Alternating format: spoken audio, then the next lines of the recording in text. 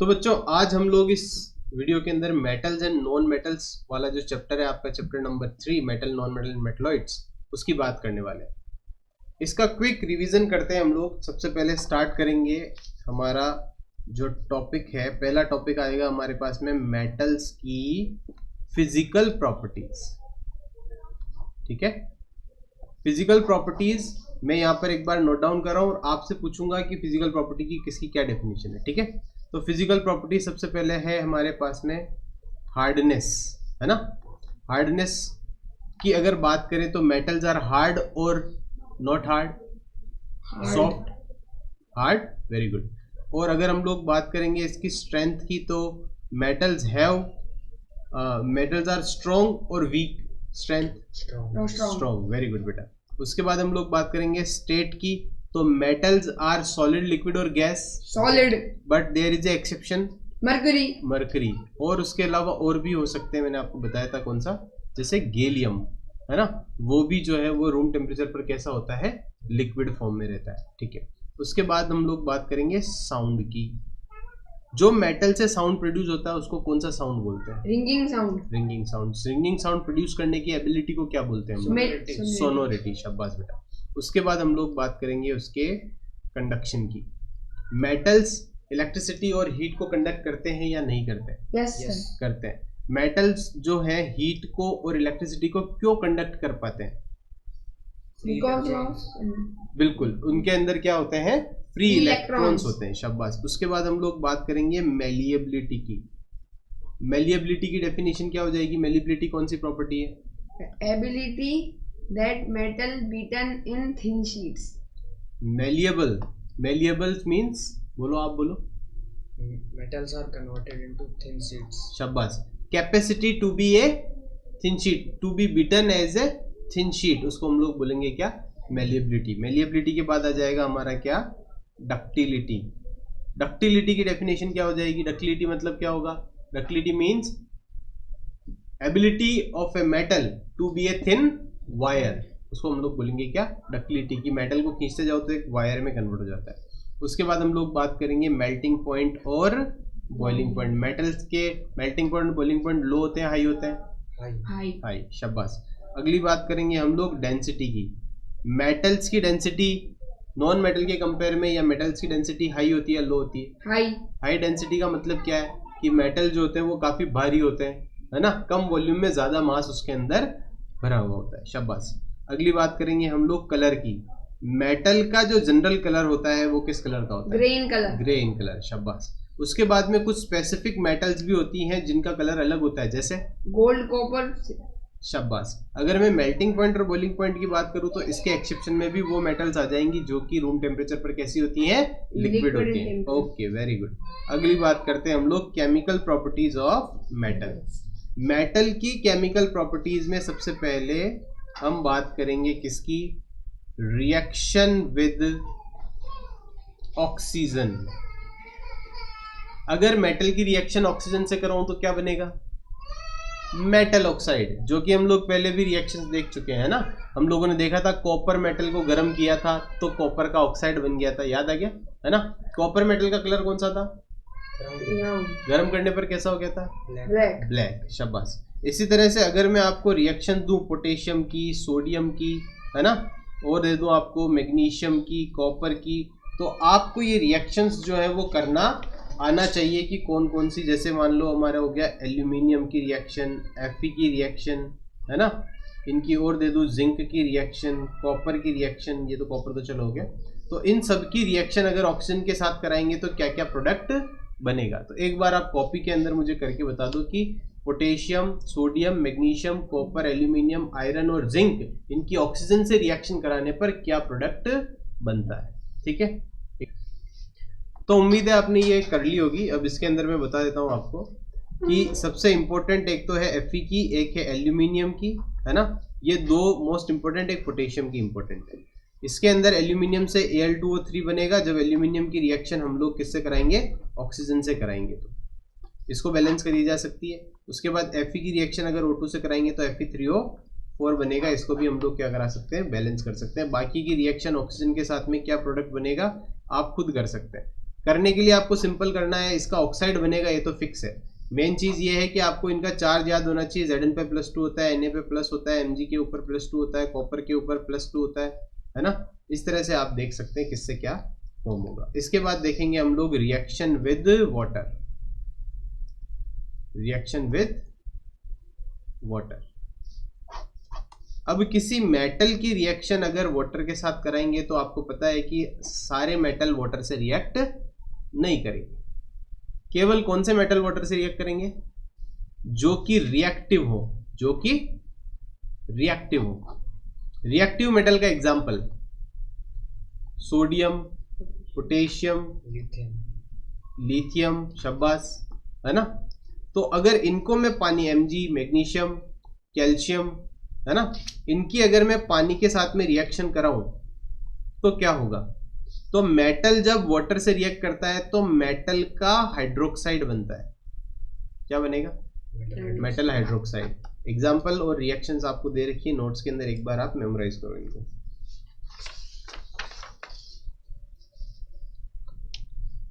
अब बेटा जैसे मेटल वाटर से रिएक्ट करके मेटल हाइड्रोक्साइड बनाता है, ऐसे ही मेटल ऑक्साइड भी जब वाटर के साथ रिएक्शन करेगा तो वो भी क्या बनाएगा? Metal hydroxide. जैसे अगर मैं बोलूं सोडियम ऑक्साइड Na2O, इसकी वाटर से रिएक्शन कराएंगे तो क्या बनेगा? तो बनेगा NaOH, 2NaOH बनेगा। ठीक है, तो इसका मतलब ये हुआ जैसे मेटल रिएक्ट करता है वैसे ही मेटल का ऑक्साइड भी रिएक्ट करता है। तो ये हो गई हमारे पास में तीन रिएक्शंस, तीन chemical properties. Fourth chemical property है रिएक्शन विद डाइल्यूट एसिड। तो अगर हम किसी डाइल्यूट एसिड की रिएक्शन मेटल के साथ कराते हैं तो आपको पता है हम लोगों ने पूरा चैप्टर पढ़ लिया, क्या होगा? सॉल्ट प्लस हाइड्रोजन गैस बनेगी। ठीक है, अब सॉल्ट प्लस हाइड्रोजन गैस की जो रिएक्शंस है, जैसे Na की HCl के साथ रिएक्शन, K की H2SO4 के साथ रिएक्शन, Mg की HCl के साथ रिएक्शन, है ना। ये नोट्स में आपको कवर करा रखी है, एक बार देख लीजिए। और जो भी ऑनलाइन देख रहे हैं इसको, वो डायरेक्टली आप अपनी कॉपी के अंदर इसकी प्रैक्टिस कर सकते हो। ठीक है, देखो भाई। ठीक है, अब हमारे नोट्स के अंदर जहाँ, तो ये दो रिएक्शंस और हैं, जिंक ऑक्साइड और एल्यूमिनियम ऑक्साइड की। तो ये जिंक ऑक्साइड की जब NaOH से रिएक्शन कराते हैं तो सोडियम जिंकेट, और एल्यूमिनियम की NaOH के साथ रिएक्शन कराएंगे तो सोडियम एल्यूमिनेट बनता है। आगे देखेंगे हम लोग reactivity series. Reactivity series, reactivity series को याद करने के लिए, है ना, आपको डायरेक्ट ट्रिक बताई थी, है ना। फिर भी आप देखो NCERT जैसे जो मैंने आपको बताई है वो 12th क्लास की रिएक्टिविटी सीरीज थी, जो कि मैंने आपको बताई थी। क्या क्या क्या बोला था मैंने? लेके बारात, काना मजे से आना, मन जो करे फेंक दे, कोई निगाहें सुंदरी प्यार से। फिर क्या था? हाइड्रोजन, और फिर क्या था? छापा। ठीक है, छापा की फुल फॉर्म क्या हो जाएगी? Cu, Hg, Ag, Pt और Au। ठीक है, अब ये हम लोगों ने रिएक्टिविटी सीरीज, अब इसके अंदर मैंने बताया भी था कि आपने बोला था कि सर इसमें थोड़ा सा चेंज है ना, मैग्नीशियम और इनका इस जगह पर थोड़ा सा चेंज। कहाँ पर बताया था चेंज तुमने?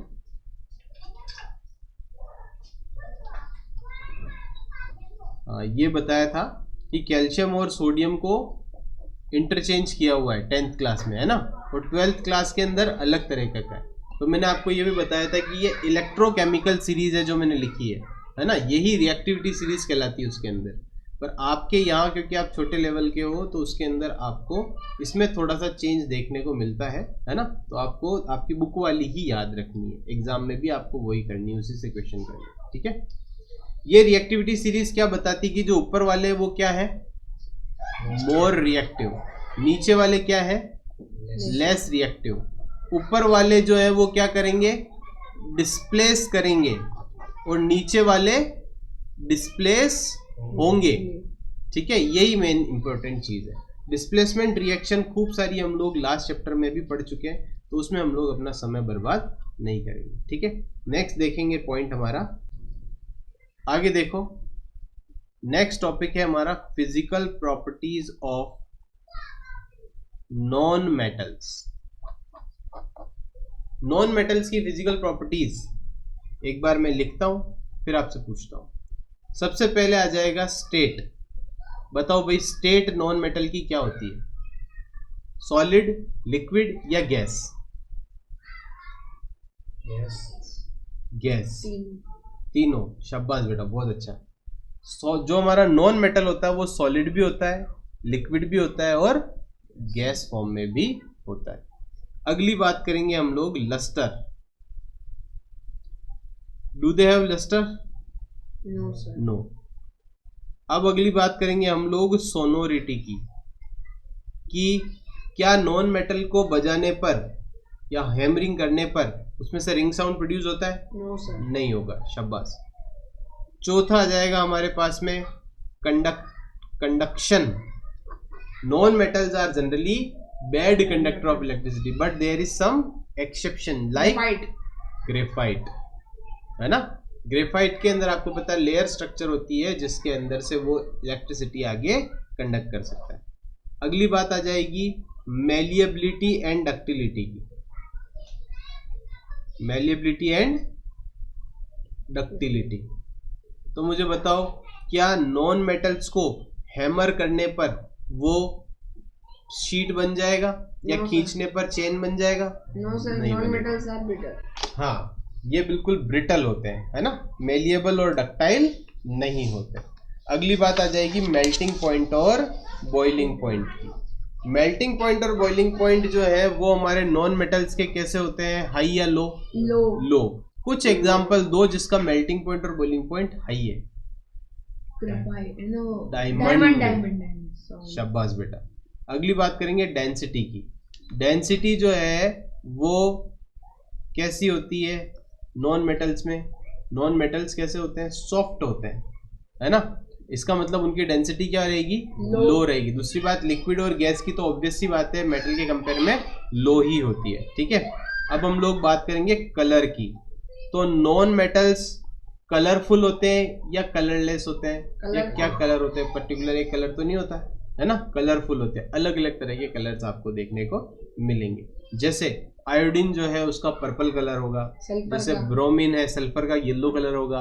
ब्रोमीन की बात करेंगे तो एक्चुअली जो अगर हम लोग बात करें तो एलिमेंट्स में ही देखने लायक तो नॉन मेटल्स ही है ना, जो केमिकल की दुनिया। बाकी जो मेटल्स है ना बहुत बोरिंग है बेटा।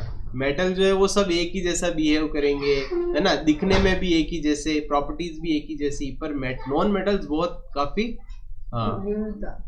विविधताओं में एकता करते हैं। शाबाश। उसके बाद में हम लोग देखेंगे next chemical properties of non metal. Chemical properties of non metal के अंदर सबसे पहले हम बात करेंगे रिएक्शन विद ऑक्सीजन की। कुछ नॉन मेटल है जैसे कार्बन, सल्फर, नाइट्रोजन, है ना। अगर मैं इनकी रिएक्शन कराऊं ऑक्सीजन के साथ में तो क्या होगा? इनका ऑक्साइड बनेगा। कार्बन के ऑक्साइड का नाम बताओ। Carbon dioxide. Carbon dioxide. Sulphur का ऑक्साइड? Sulphur dioxide. नाइट्रोजन का ऑक्साइड? Nitrogen dioxide. अब अगर मैं तुमसे पूछूं कि ये जो sulphur dioxide, carbon dioxide, nitrogen dioxide, ये एसिडिक होते हैं या बेसिक होते हैं? एसिडिक। एसिडिक होने पर जब ये ऊपर जाएंगे हवा में तो बादलों के साथ मिलके क्या बनाएंगे? Acid rain. Acid rain. Simple, बहुत अच्छा, शाबाश। अच्छा, एक बात और है कि जो कार्बन है वो अगर मैंने बताया था विद फ्लेम जलता है, कंप्लीट कंबशन होता है तो बनती क्या? Carbon dioxide. पर इनकम्प्लीट कंबशन होगा तो कार्बन मोनोऑक्साइड बनती है। बहुत ही अच्छा, शाबाश बेटा। उसके बाद हम लोग बात करेंगे reaction of non metal with chlorine. Non metal की क्लोरीन के साथ में रिएक्शन। तो एक ऐसा नॉन मेटल है जो कि क्लोरीन के साथ बहुत अच्छे से रिएक्ट करता है, जो है हाइड्रोजन। क्लोरीन के साथ रिएक्शन करेगा तो क्या बनेगा? HCl। HCl गैस का फॉर्मेशन करता है। ऐसे P4 यानी फॉस्फोरस। P4 का मतलब ये हो गया कैसा? टेट्रा एटॉमिक, है ना, पॉली एटॉमिक के अंदर आ जाता है ना, तो ये क्या करेगा? शाबाश, PCl3 का फॉर्मेशन करेगा। हाँ बेटा, अब बात करेंगे हम लोग reaction of metal and non metal की, कि मेटल और नॉन मेटल आपस में कैसे रिएक्ट करते हैं।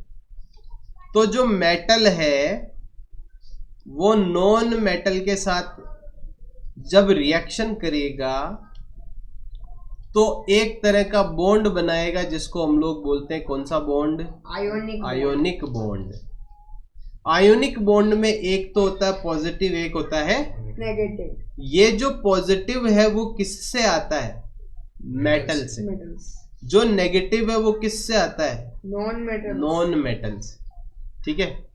अच्छा, एक एग्जाम्पल दो तो मैं बोलूंगा सोडियम ले लो, क्लोरीन ले लो।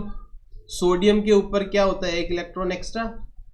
तो ये इलेक्ट्रॉन दे करके अपना क्या कर लेगा?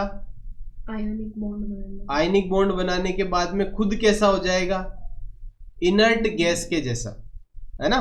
तो ये सोडियम एक इलेक्ट्रॉन क्लोरीन को दे देता है। क्लोरीन पर भी एक इलेक्ट्रॉन होता है जो कि एक साथ में जुड़ कर, एक्चुअली क्लोरीन के पास में तो आउटर शेल में कितने होते हैं? 7 इलेक्ट्रॉन्स होते हैं। तो ये इससे ले लेता है और सोडियम के ऊपर प्लस चार्ज आ जाएगा, क्लोरीन के ऊपर माइनस चार्ज आ जाएगा, और ये जो बॉन्ड बनेगा कौन सा बॉन्ड होगा? Ionic bond. ठीक है। इसका रिप्रेजेंटेशन भी बेटा आपको आना चाहिए, जो अपन ने प्रैक्टिस करके आप कॉपी में देखेंगे तो आपको पता पड़ जाएगा। ठीक है। हाँ बेटा, अब जैसे कुछ नोट्स के अंदर भी दे रखे हैं, देखो आयनिक बॉन्ड, देखो NaCl का आयनिक बॉन्ड कैसे बनता है वो बता रखा है। MgCl2 का इंपॉर्टेंट है, वो भी देख लो भाई, जो भी ऑनलाइन के हैं वो भी MgCl2 का, CaCl2 का, है ना। कैल्शियम ऑक्साइड का आयनिक बॉन्ड कैसे बनता है, ये सब आपको बना करके देखने में यहाँ लिख देता हूँ। एक तो NaCl, एक MgCl2, एक है आपका CaO, एक है CaCl2, और बस ये काफी है। ठीक है ना। इनका आपको बना करके देखना है। अब देखेंगे कि ये जो आयनिक कंपाउंड बनते हैं, जो मेटल नॉन मेटल के मिलने से बनते हैं, इनकी प्रॉपर्टीज क्या क्या होती है।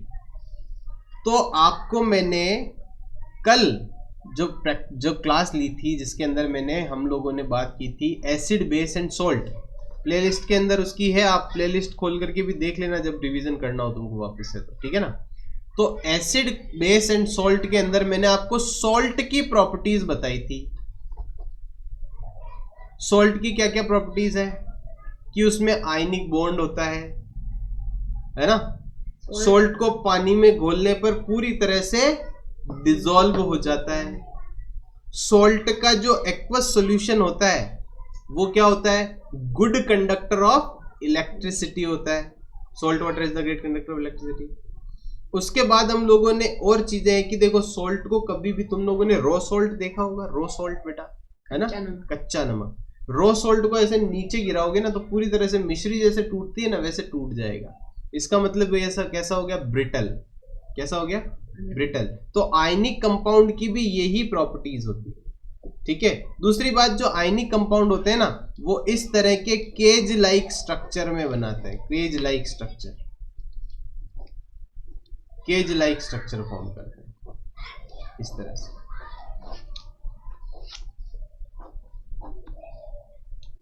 तो ये जो स्ट्रक्चर मैं बना रहा हूं वो किसकी स्ट्रक्चर है? NaCl। ठीक है ना। अब देखो बेटा नेक्स्ट, चलो बेटा अब लास्ट टॉपिक है कि इस मेटल्स को हम बाहर कैसे निकालें, है ना। अच्छा, एक जो हमारे मेटलॉइड्स होते हैं उनकी भी प्रॉपर्टी आपको आनी चाहिए। मेटलॉइड्स कौन कौन से हैं? जैसे मेटलॉइड्स क्या प्रॉपर्टी होती है? तो सिंपल एक ही लाइन में हम मेटलॉइड की प्रॉपर्टी को ये बोलेंगे कि मेटलॉइड जो होते हैं वो मेटल्स और नॉन मेटल्स दोनों की मिक्स प्रॉपर्टी रखते हैं। ठीक है ना। तो मेटलॉइड्स भी आपको पता होना चाहिए, उसकी डेफिनेशन भी आपको पता होनी चाहिए। ठीक है। शाबाश बेटा, है ना। ये सिलिकॉन वगैरह जो है उसका एग्जांपल आप दे सकते हो। ठीक है। अब हम लोग बात करते हैं एक्सट्रैक्शन ऑफ मेटल की, कि कैसे मेटल्स को निकाला जाए। तो हमारे पास में कुछ टर्म्स आती, जैसे एक तो है ओर, एक है मिनरल, एक है गैंग, है ना। मिनरल, सबसे पहले तो मिनरल क्या होते हैं? Substance we obtain from mining is called mineral. those minerals which are financially profitable are called ores. Impurity come out from the with the mineral, है ना, is known as gangue. ठीक है, अब हमारे पास में इसको एक्सट्रैक्ट कैसे करें. एक्सट्रैक्शन ऑफ मेटल के लिए आपको पता है, आपके बुक के अंदर भी एक फ्लो चार्ट दे रखा है. उस फ्लो चार्ट के अंदर आपको बता रखा है, देख लो फ्लो चार्ट पे ध्यान दो बेटा, कि जो ओर होते हैं वो 3 तरह से कैटेगराइज करते हैं. पहले तो होते हैं हाई रिएक्टिव, दूसरे होते हैं मीडियम रिएक्टिव, और तीसरे होते हैं लेस रिएक्टिव. तो जो हाई रिएक्टिव होते हैं उसको किसी भी तरीके से आप कोई केमिकल मिला के या ऐसे नहीं साफ कर सकते. उसको साफ करने का एक ही सही तरीका है, वो है इलेक्ट्रोलाइसिस. ठीक है, जो लेस रिएक्टिव है वो साफ करने की जरूरत नहीं है, वो ऐसे ही साफ कर दिए जाते हैं. केवल उसको धोना पड़ता है, वॉशिंग करनी पड़ती है, क्योंकि उसके ऊपर जो मिट्टी वगैरह लगी रहती है. लेस रिएक्टिव का मतलब ही ये है कि वो किससे रिएक्ट नहीं कर रहा, बहुत कम चीजों से रिएक्ट कर रहा. तो आप उसको सिंपल वॉश करेंगे. जैसे गोल्ड अगर आपको माइन से मिलता है तो उसको और एक्सट्रैक्ट करके उसको और परेशान करने की जरूरत नहीं है. गोल्ड इज गोल्ड, है ना. तो गोल्ड गोल्ड है, इसीलिए आपको उसको परेशान करने की जरूरत नहीं. सिंपल गोल्ड को क्या करना चाहिए, आपको उसको सिंपल वॉश करना चाहिए. ठीक है, पर फिर भी ऐसी लेस रिएक्टिविटी के अंदर कुछ सल्फाइड ओर्स होते हैं. सल्फाइड ओर्स को आप क्या कर सकते हो, रोस्टिंग कर सकते हो. अब जैसे किसी सल्फाइड ओर का एग्जांपल लें अपन, तो एक एग्जांपल है कॉपर सल्फाइड Cu2S. इसकी रोस्टिंग करनी है. अब रोस्टिंग क्या होती है भाई, रोस्टर देखा भी होगा आप लोगों ने, शादी ब्याह के अंदर आप लोगों ने रोस्टर भी देखा है. भट्टी देखिए, रोस्टर इज भट्टी. कौन सी भट्टी, सिंपली जैसे आपने देखी होगी वो तंदूर, जिसमें ऊपर से ऑक्सीजन आती रहती है और चीज को अपन गर्म कर देते हैं. सेम ऐसे ही कॉपर सल्फाइड भी यही होता है. कॉपर सल्फाइड को आप ऑक्सीजन की प्रेजेंस में गर्म करोगे, क्या होगा, कॉपर ऑक्साइड बनेगा. ये कॉपर ऑक्साइड के साथ में बनेगी SO2. ये कॉपर ऑक्साइड वापस जाकर के रिएक्ट करेगा, किससे, कॉपर सल्फाइड से. कॉपर ऑक्साइड वापस रिएक्ट करेगा, कॉपर अलग हो जाएगा और SO2 अलग हो जाएगा. ठीक है, तो ये इंपॉर्टेंट है, आपको याद रखनी, लेस रिएक्टिव मेटल्स. अब आ जाएगा किसका, medium reactive metals. Medium reactive metals के अंदर बेटा कार्बोनेट और सल्फाइड ओर्स आते हैं.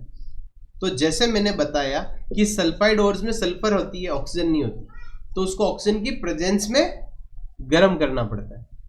ठीक है, पर जो कार्बोनेट ओर्स है उनके अंदर तो ऑलरेडी ऑक्सीजन है, तो आपको उसको ऑक्सीजन की एब्सेंस में गर्म करना पड़ेगा. ऑक्सीजन की एब्सेंस में गर्म करना क्या कहलाता है, कैल्सिनेशन.